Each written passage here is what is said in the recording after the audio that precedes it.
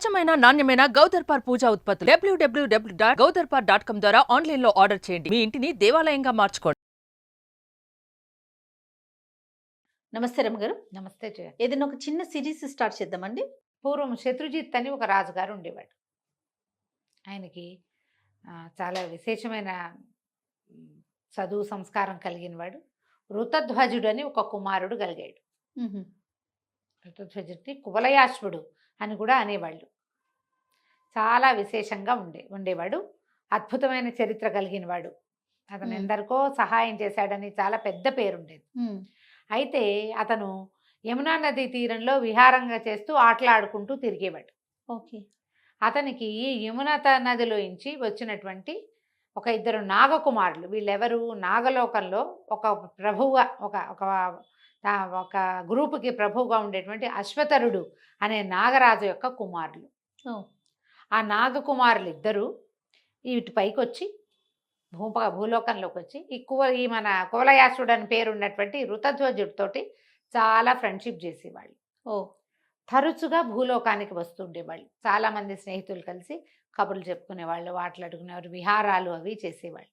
ఋతధ్వజుడు ఏమనాలంటే ఒక చాలా బాధాకరమైన సిచ్యువేషన్లో ఉన్నవాడు. అతను రాజభారాన్ని వహిస్తూనే అదే తండ్రి రాజ్యం చేస్తుంటే ఇతనికి రాజ్యం లేదు. ఈ స్నేహితులతోటి కాలక్షేపం చేసేవాడు. ఓకే. అయితే ఏమైంది, నాగకుమారులు ఒకసారి భూలోకానికి బయలుదేరుతుండగా మరి ఆయన అశ్వతరుడు నాగకుమారుల యొక్క తండ్రి, నాయన ఏమిటి ఎప్పటికప్పుడు భూలోకంలోకి వెళ్తున్నారు, ఏదైనా భూలోకంలో విశేషం ఉందా అంటే చాలా విశేషం ఉంది. శత్రుజిత్ అనే మహారాజు యొక్క కుమారుడు ఋతధ్వజుడు మా స్నేహితుడు. అతను ఎంతో స్నేహపాత్రుడు, స్నేహశీలి, చాలా గొప్పవాడు. అతను ఒక రకమైన బాధలో ఉన్నాడు. ఆ రాజ్యానికి దాని మీద ఆసక్తి లేక యమునా నదీ తీరంలో గడుపుతూ ఉంటాడు. చాలా మంచివాడు.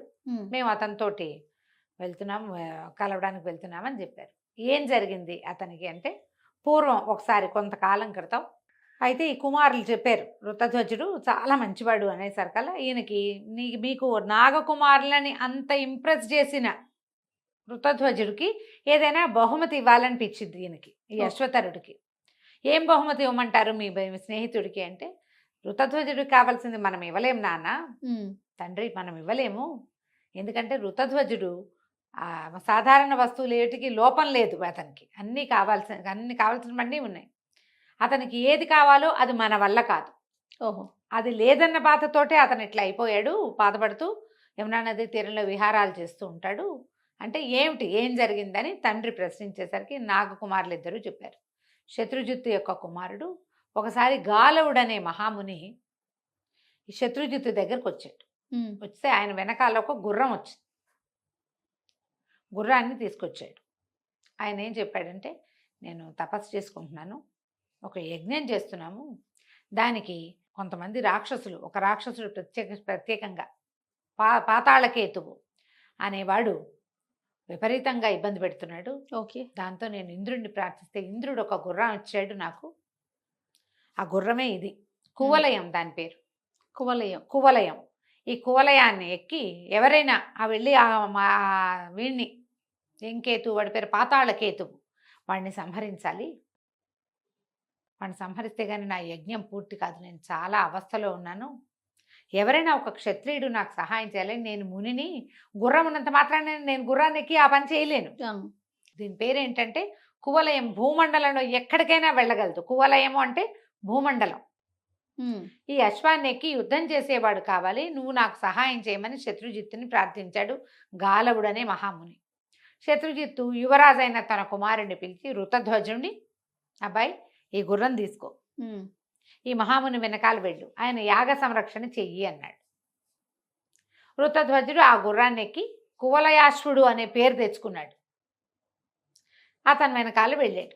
ఆ గాలవ మహాముని తన యజ్ఞం చేసే చోటికి తీసుకెళ్తే అక్కడికి ఒక పంది రూపంలో ఈ పాతాళకేతు వచ్చాడు. ఇతను చుట్టుపక్కల చిన్న పొన్న రాక్షసులందరినీ కొట్టేశాడు. ఋతధ్వజుడు కొట్టేసి ఆ పంది వెనకాల పడ్డాడు. పంది బాగా సమీపంలోకి వచ్చినప్పుడు, పందిని ఇతను సమీపించగలిగినప్పుడు బాణం వేసి కొట్టేశాడు. అది నెత్తురు గారుతూ పరిగెత్తింది. పరిగెత్తి ఏం చేసింది, ఒక బిలంలోకి ప్రవేశించింది, దూకేసింది. ఇతను కూడా ఈ ఋతధ్వజుడు కూడా ఆ బిలంలోకి వెళ్ళిపోయాడు. దూకేసాడు. దూకేస్తే గుర్రంతో సహా కిందకి వెళ్ళిపోయాడు. ఒక్క దూకేసాడు అంతే. బిలం అంటే ఏదో చిన్నది కాదు, అది ఒక పెద్ద కొండ గుహ వివరం లాగా ఉందన్నమాట. కిందకు దూకేసాడు. దూకేసరికల్లా ఇతను ఆ దూకిన వాడు పాతాళ లోకం లోపలికి వెళ్ళిపోయాడు. ఓహో. పాతాళానికి వెళ్ళిపోయాడు. పాతాళానికి వెళ్ళిపోతే అక్కడ తనకి ఏం కనపడింది? ఒక పెద్ద తోటలు, ఏదో మేడలు అవి కనపడుతున్నాయి. ఒక అందమైన స్త్రీ, ఒక ఆవిడ ఆ మెట్లు ఎక్కి వెళ్తోంది. అక్కడ తోటలో ఎవరు లేరు. ఇంకా ఇతను గుర్రాన్ని పక్కన పెట్టి పరిగెత్తాడు పైకి. ఆమె వెనకాల వెళ్ళాడు. వెళ్ళేసరికల్లా ఇతను ఆమె ఏ మెట్లు ఎక్కుతూ వెళ్ళిందో ఇతను కూడా అదే మెట్లు ఎక్కుతూ పైకి వెళ్తే అక్కడ ఒక మహాసౌందర్యవతి అయిన ఒక అమ్మాయి హంసతూలికా తల్పం మీద పడుకున్నది. పడుకుని కనపడింది. ఎంత అందంగా ఉందో! ఆ అమ్మాయి కూడా లేచి కూర్చుని, ఇది మహాసౌందర్యంగా ఉన్నాడు ఇతను, యువరాజు, 20-25 ఏళ్ళు ఉంటాయి. సాధారణంగా ఆ వయసు వచ్చేసరికల్లా మగపిల్లలు బలశాలులుగా తయారవుతారు.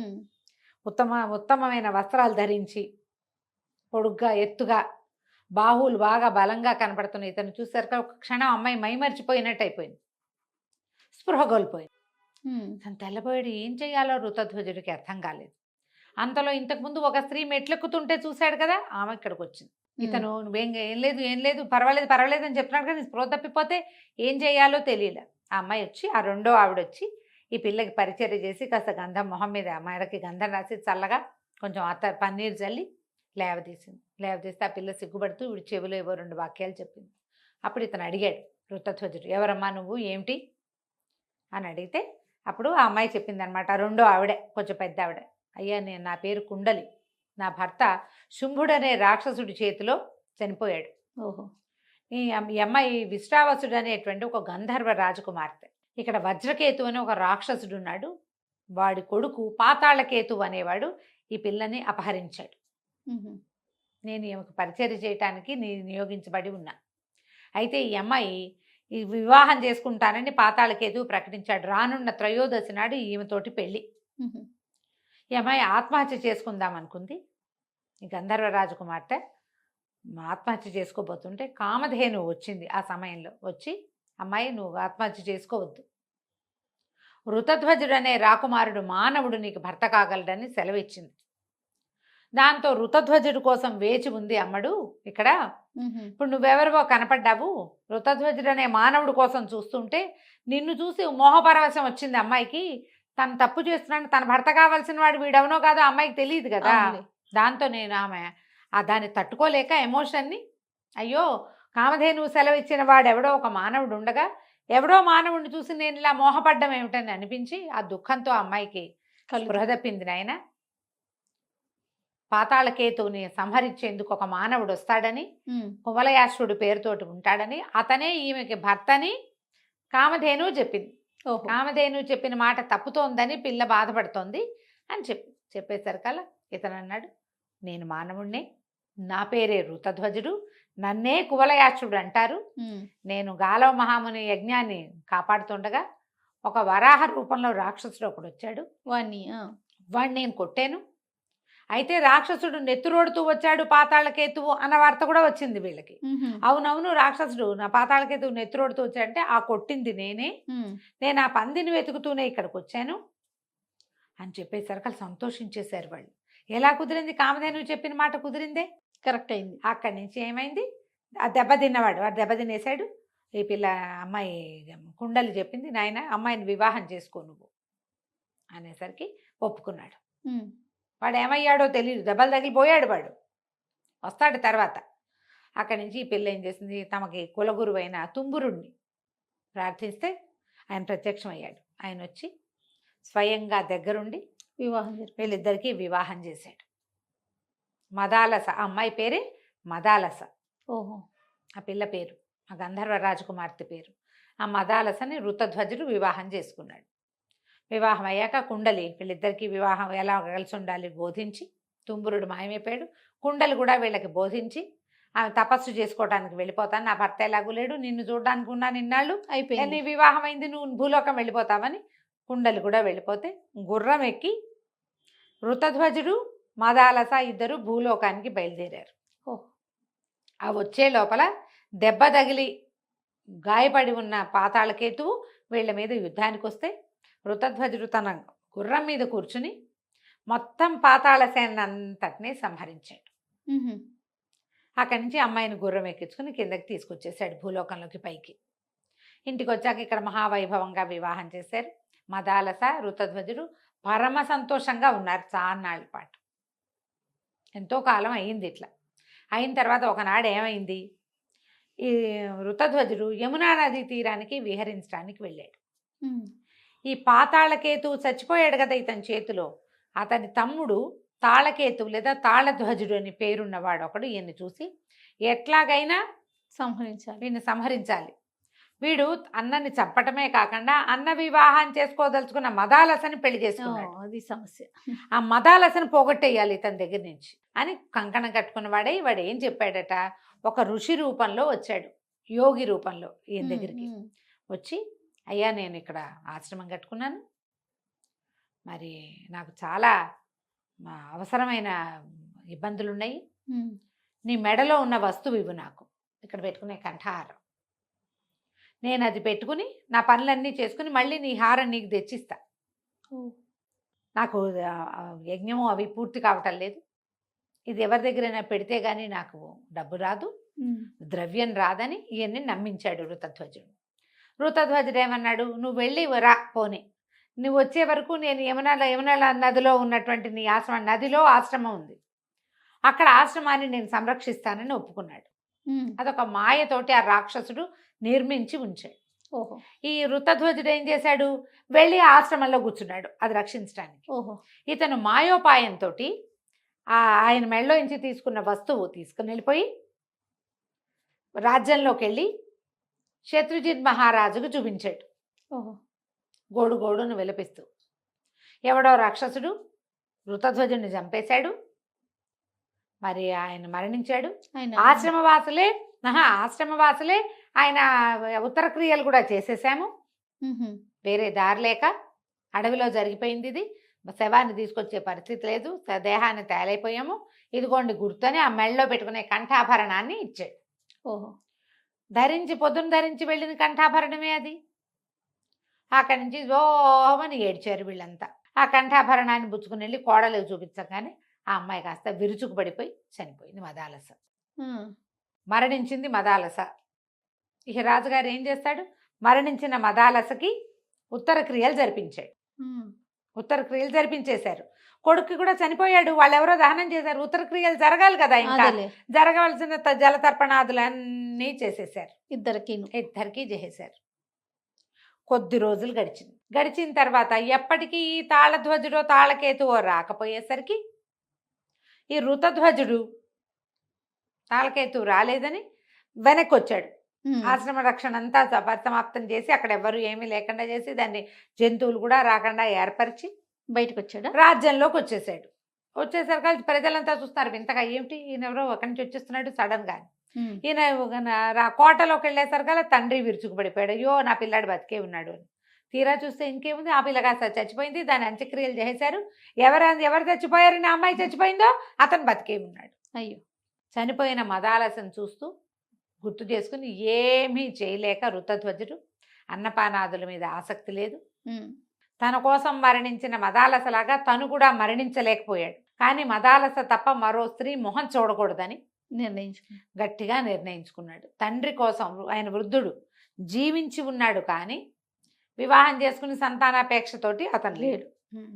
అతను ఒంటరిగా యమునా నది తీరంలో విహరిస్తాడు. అతనికి తోడుగా కొంతమంది రాజకుమారులు వస్తారు. మేము కూడా అతని దగ్గరికి వెళ్తున్నాము.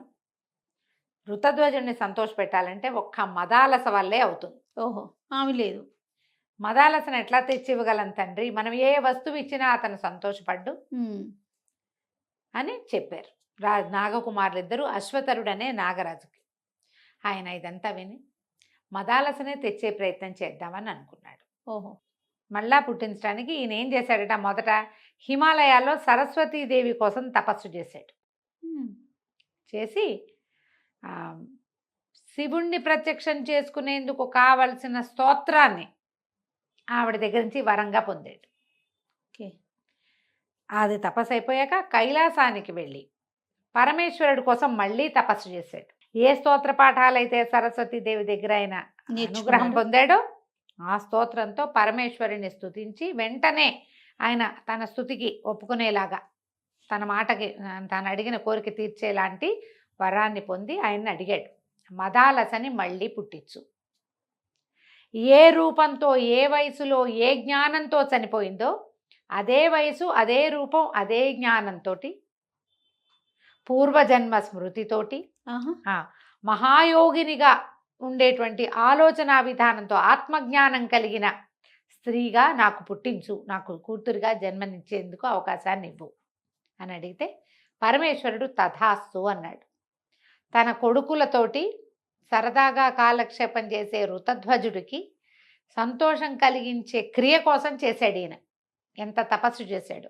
అద్భుతమైన విషయం. అక్కడి నుంచి ఈ అశ్వధరుడు ఆయన సోదరుడు కంబలుడు ఇద్దరు రాజ్యానికి వచ్చేశారు.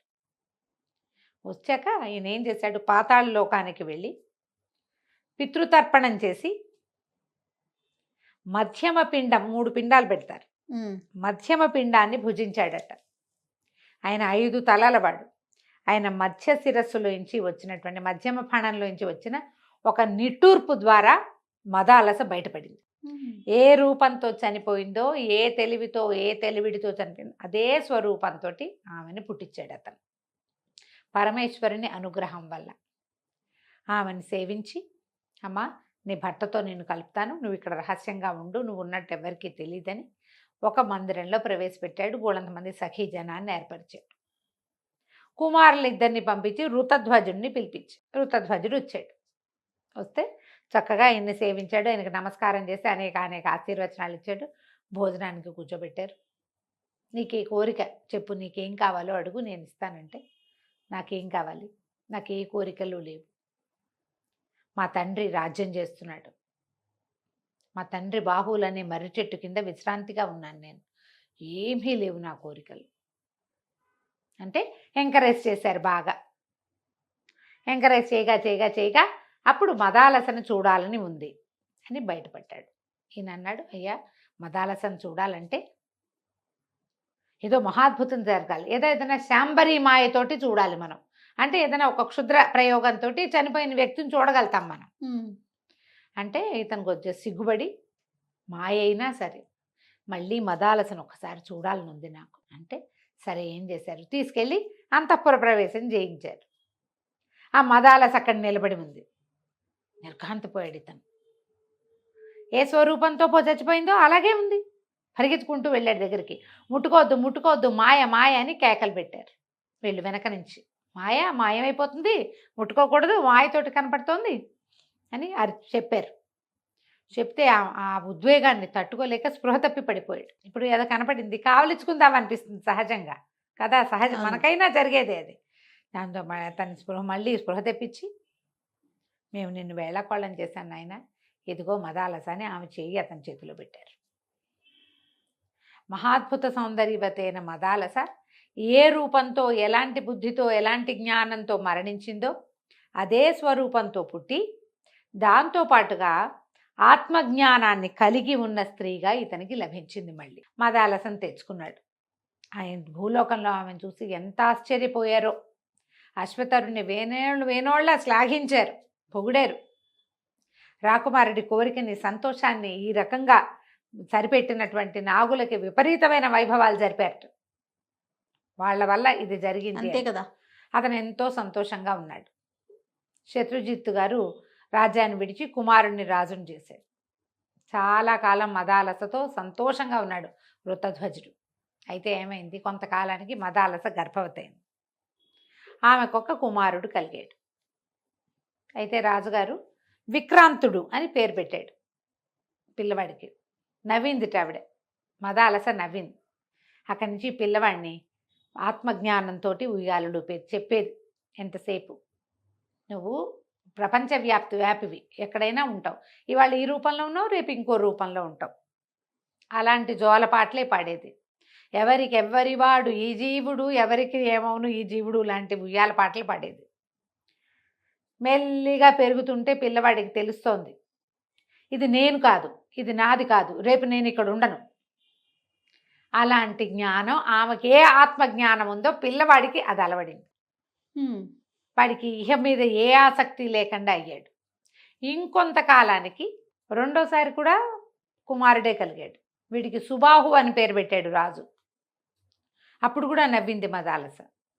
వాడికి కూడా ఆత్మజ్ఞాన బోధ చేసింది. వాడు సంసారం మీద ఆసక్తి లేకుండా అయిపోయాడు. మూడోసారి మళ్ళీ కుమారుడు కలిగాడు. వీడికి అరిమర్దనుడు అని పేరు పెట్టారు. రాజుగారు పెట్టుకుంటున్నాడు పేర్లు. వీడు మళ్ళీ నవ్వింది. మళ్ళా వీడికి కూడా ఆత్మజ్ఞాన బోధే చేసింది. నాలుగోసారి మళ్ళీ కుమారుడు కలిగినప్పుడు రాజు అన్నాడు, నేను ఏ పేరు పెట్టినా నవ్వుతావు, వాళ్ళని సంసారానికి పనికి రాకుండా చేస్తున్నావు, వీడికి నువ్వే పెట్టు పేరు. వీడినైనా ఈ సంసారానికి సరిపడా చదివేదన్నా చెప్పు పిల్లవాడికి. ఈ ఆత్మజ్ఞానాన్ని పక్కకు పెట్టేవాడు రాజు అవ్వాలి అని గట్టిగా చెప్పాడు. చెప్తే ఆవిడ నవ్వి ఏం చెప్పింది, నువ్వు పేరు పెట్టిన పేర్లే అసంబద్ధమైనవి. విక్రాంతుడు అంటావు, సుబాహు అంటావు, అరిమర్దనుడు అంటావు. జీవుడు శాశ్వతమైన వాడు. వాడు ఇవాళ ఈ శరీరంలో ఉంటాడు, రేపు ఇంకో శరీరంలో ఈ చొక్కా విప్పి ఇంకో చొక్కా వేసుకుంటాడు. వాడు అదేదో అయిపోవాలని చేయకూడదు. సరే వీడికి పేరు పెడతాని అలర్కుడు అని పేరు పెట్టింది. రాజుకు పిచ్చి కోపం వచ్చింది. అలర్కుడు ఒక పేరా? అలర్కుడు అలర్క శబ్దానికి కరెక్ట్ అర్థం పిచ్చి కుక్కని, వెర్రి కుక్క. ఇట్లాంటి పేరు పెడతావా నా కొడుకు అన్నాడు. అంతే, ఆత్మజ్ఞానం లేనివాడు వెర్రి కుక్క కాకపోతే ఏముంది? వీడికి జ్ఞానం లేదు, జ్ఞానశూన్యుడు. మనం ఎక్కడి నుంచి వచ్చాము, ఎక్కడికి వెళ్తాం, ఏమవుతాం, మనం ఏమిటి అనేది తెలియని వాడు వెర్రి కుక్కతో సమానం. అందుకే అలర్కుడు పేరు పెట్టాను. వీడికి ఆత్మజ్ఞాన బోధ ఆమె చేయలే. అలర్కుడు చక్కగా మామూలు రాజకుమారుల్లాగా పెరిగాడు. ఈమె ముందు పుట్టిన కుమారులు ముగ్గురు, విక్రాంతుడు, సుబాహువు, అరిమర్దనుడు సర్వసంగ పరిత్యాగులే బయటికి వెళ్ళిపోయారు. వాళ్ళు ఇక్కడ లేరు. ఓహో. ఈ అలర్కుడే యువరాజుగా ఉన్నాడు. సరే అట్లాగే వదిలేసింది. ఇతనికి ఈ అబ్బాయికి ఆత్మజ్ఞానం చెప్పే ఏ ప్రయత్నమూ ఆవిడ చేయలే. మామూలు రాకుమారుడిగా పెరిగాడు. ఆడుకునేవాడు, తినేవాడు, కొట్టేవాడు, తన్నేవాడు, ఏవో విద్యలు నేర్చుకునేవాడు. మామూలు రకరకాల పిల్లలందరికీ ఉండే సహజమైన క్రియలతోటి పెరిగాడు. ముందు పిల్లలు అట్లా పెరగల, వాళ్ళకి సహజ క్రియలు లేవు. వాళ్ళు కొంచెం పెద్దవాళ్ళుగా ప్రవర్తించేవాళ్ళు. అంటే ఏమనాలి, లోపల ఆత్మబోధ ఉన్నది వాళ్ళకి. తండ్రి తల్లి ఎట్లా బోధించింది కదా, వీడికి బోధ లేదు. సరే కొంతకాలం పెరిగాక అలర్కుణ్ణి రాజుని చేసి ఋతధ్వజుడు మదాలస్తో సహా అడవికి వెళ్ళిపోయాడు. ఆ వెళ్ళేటప్పుడు ఈవిడ ఏం చేసిందంటే, నాయన అసహాయ స్థితిలో ఉన్నప్పుడు, ఏం చేయాలో తెలియనప్పుడు ఇది చూడు నువ్వు అని చెప్పేసి ఒక సూక్ష్మంగా అక్షరాలు రాయబడిన ఒక ఉంగరాన్ని కుమారుడి చేతిలో పెట్టింది. వేలికి ఉంగరం పెట్టి వెళ్ళిపోయారు. ఈ అలర్కుడు బ్రహ్మాండంగా ఉన్నాడు. ఇక వీడికి పెద్ద రాజ్యకాంక్ష అలర్కుడికి ఏమిటేమిటో చేసేసేయాలని. ఎప్పటికీ అతనికి ఆత్మజ్ఞానం అలవడలేదు. ఇక ఇట్లా జరిగేసరికల్లా ఏమైంది, ఇతనికి ముందు ముగ్గురు అన్నయ్యలు ఉన్నారు కదా. ఎవరెవరున్నారు? విక్రాంతుడు, సుబాహువు, అరిమర్దనుడు. ఇందులో సుబాహు అన్నవాడు ఏం చేశాడంటే, సుబాహు అన్నాడు కాశీరాజు దగ్గరికి వెళ్ళాడు. ఈ తన తమ్ముడు ఇట్లా ఆ జ్ఞానిగా లేకుండా కేవలము ఈ ప్రాకృతమైన వ్యవహారాల కోసమే, మెటీరియలిస్టిక్ థింగ్స్ కోసమే ప్రయత్నం చేస్తున్నాడు. ఒక రాజుగా ఎలా ఉండాలో అంటే మనిషిగా ప్రవర్తిస్తున్నాడు, కానీ మదాలస గర్భ సంభూతుడైన వాడు చేయవలసింది కాదు ఇది. ఆవిడ వీళ్ళు పుట్టేనాటికే ఆత్మజ్ఞానం కలిగి ఉంది. మేము ముగ్గురం ఒకలా ఉంటే వీడు ఇంకోలా ఉన్నాడు. కొంతకాలం ఉండి కొన్నాళ్ళకైనా వదిలిపెట్టేయాలి, సంఘం వదిలిపెట్టాలి. సర్వసంగ పరిత్యాగులు కాకపోయినా సంఘత్యాగిగా అయినా ఉండాలి. వీడికి సంఘం పోవడం లేదు. అందుకని ఏం చేశాడు, కాశీరాజు దగ్గరికి వెళ్ళి, మా రాజ్యం 4 వాటాలు కదా, మా తమ్ముడు మా వాటా కొట్టేశాడు, మొత్తం అంతా వాడే రాజ్యం చేసుకుంటున్నాడు, కాబట్టి నా వాటాని నాకు ఇప్పించవలసిందే అని కాశీరాజుని ఒక ఇరుకున పెట్టి అడిగాడు. కాశీరాజు ఏం చేశాడు, అలర్కుడి మీద యుద్ధానికి వచ్చాడు. వాటా ఇప్పించడానికి సహాయం అట్లా చేసి వాళ్ళు అప్పట్లో అదే మీకోసం మేమెందుకు చావాలి అది అలా అనేవాళ్ళు కాదు. సహాయం కోరి వెళ్తే సహాయం చేసేవాళ్ళు. బోలెడు యుద్ధం జరిగింది. అలర్కుడిని వాయి తీసి వదిలిపెట్టారు వాళ్ళు. మామూలుగా జరగల. ఏం చేయాలో తెలియలా. పొగరు కాస్త అణిగింది. జీవితం పట్ల భయం వచ్చింది. తను ఏదో చేయకూడని పని చేస్తున్నట్టు తెలుస్తోంది, అదేమిటో తెలియటల్లా. అప్పుడు ఈ ఉంగరం చూసి గుర్తు చేసుకున్నాడు, అమ్మ ఏదో చెప్పిందని. ఆ ఉంగరంలో ఉన్న అక్షరాలను ఒక గ్లాసు ఇది తెప్పించి పెద్దవిగా కనపడేటట్టుగా అందులో చదువుకున్నాడు. చదివితే ఆత్మజ్ఞాని కావాలని ప్రతివాడు సంఘాన్ని వదిలిపెట్టాలని రాసింది. అప్పుడు ఇతనికి కొంత బోధ కలిగి ఇలా ఎందుకు జరిగిందోనని ఆలోచించి దత్తాత్రేయుల వారిని ఆశ్రయించాడు. ఆశ్రయిస్తే ఆయన ఇతనికి జ్ఞానబోధ చేశారు. ప్రతి వాళ్ళని సర్వసంగ పరిత్యాగులైపోమని కాదు మదాలస కథకు అర్థం. ఇప్పుడు అది లేనిదే కుదరదన్న ధోరణి మానేయాలి. అది నాదేనన్న ఆలోచన తగ్గించుకోవాలి. నువ్వు కర్మలు చేయాలి కానీ దాని ఫలితం కోసం చూడకూడదు. అంతే కదా. దాంతో ఈ దత్తాత్రేయుల వారు ఇతనికి జ్ఞానబోధ చేశారు. అది ఒక 7-8 పేజీల వ్యవహారం. మెల్లిగా ఇతనికి లోపలికి సింక్ అయింది. అది కాశీరాజును కలుసుకుని, నేను ఇక యుద్ధం చెయ్యను, నా రాజ్యాన్ని నువ్వు స్వీకరించు, నేను అడవికి వెళ్ళిపోదలుచుకున్నాను అని చెప్పాడు. చెప్పేసరికి కాశీరాజు అన్నాడు, ఇలాంటి మార్పు ఎలా వచ్చింది నీకు అని అడిగాడు. ఇంత యుద్ధం చేసావు, అంతకుముందు బోళ్ళని యుద్ధాలు చేసి బోళ్ళంత రాజ్యాన్ని పెంచావు, ఎంతోమంది చావులకి కారణమయ్యావు అనవసరంగా. ఎలా వచ్చిందంటే, నాకు దత్తాత్రేయుల వారి అనుగ్రహం లభించింది, ఆత్మజ్ఞానం లభించింది కాబట్టి నేను ఇక యుద్ధం చేయను, ఇది నాది కాదు, తీసేసుకోమన్నాడు. ఈ కాశీరాజు ఏం చేశాడు, సుబాహుని పిలిచి, అయ్యా మీ రాజ్యం మీరు తీసుకోండి, మీ తమ్ముడు వెళ్ళిపోతున్నాడు అడవికి అని చెప్పాడు. చెప్పేసరికి సుబాహు అన్నాడు, నాకెందుకు రాజ్యం, మరి నన్నెందుకు పంపించారండి ఇక్కడికి అన్నాడు. మా తమ్ముడికి జ్ఞానబోధ కలిగించడానికి. వాడు ఏనాడు ఆ ఉంగరం తెరిచి చూడలా, ఆలోచనే లేదు. ఎప్పుడు మనకి వేదాంతం ఎప్పుడు వస్తుంది, సమస్య వచ్చినప్పుడే. ఇప్పుడు వాడికి సమస్య తెప్పించాలని నేను వాడి మీదకి పంపించా అంతే. నాకెందుకు రాజ్యం, నేను ఏనాడో వెళ్ళిపోయా, రాజ్యం మీద ఆసక్తితోటి చేయలేదు, నీకు కావాలంటే ఏలుకో, లేకపోతే మా తమ్ముడి కుమారులు ఎవరైనా ఉంటే వాళ్ళకి ఇచ్చేసి. కాశీరాజు, నాకెందుకండి ఇది, నాకు అక్కర్లా, ఇంకా మేము పూర్తిగా గెలవలా, అతను దెబ్బలు తిన్నాడు అంతే, నాకు అక్కర్లేదు.